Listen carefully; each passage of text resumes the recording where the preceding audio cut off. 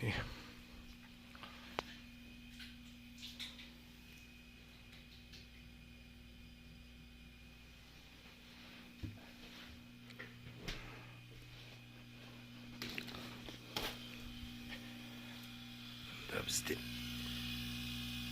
motor ketken, motor almastırdık.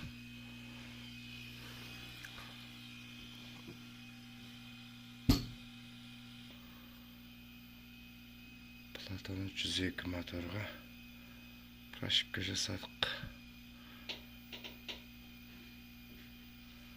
Бұйыртса істеді.